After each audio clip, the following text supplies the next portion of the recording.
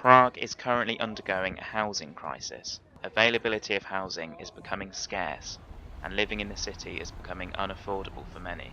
Apartment prices have grown by almost 13% year on year since 2013. Residents currently living in Prague are fearful that at the end of their contract, the price of their rent is going to be significantly higher.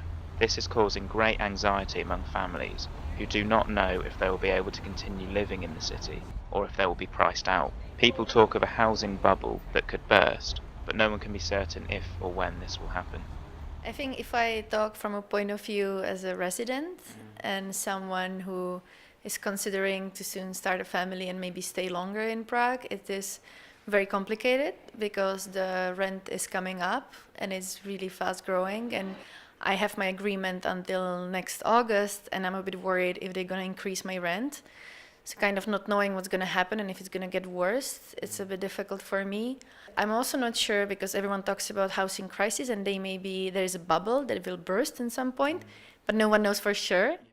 We spoke to Olga Richterova, the deputy chairwoman of the Czech Pirate Party, and asked her how she sees the current housing situation in Prague.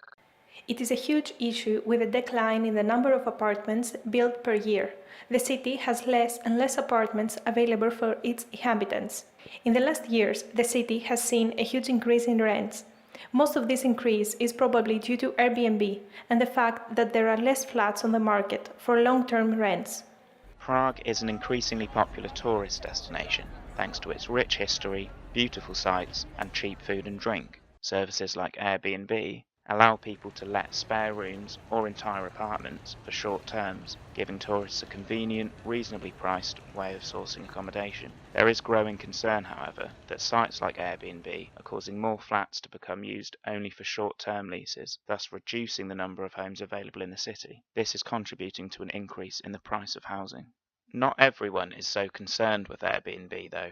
Many users are keen to defend the platform. Airbnb is that it's moving with the times. Sharing economy, it's catering to a demand of what people want. People's desires and discourses have changed, and what people want from travel is something more authentic than something that's so transactional like a hotel. It's usually from people who haven't stayed there or they don't understand how it works, because it works, as long as you do it properly, it works really, really well. You make a little bit of extra money, and also you get that interaction that he was talking about with the people that are staying. You get to talk to them, find out how they're enjoying their holiday, or people I've been staying with have been advising me, saying, try this, go here. It's great.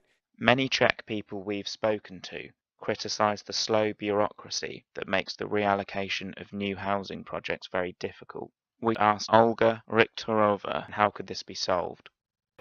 There are more than 40 written statements by various authorities that the builder needs to gather.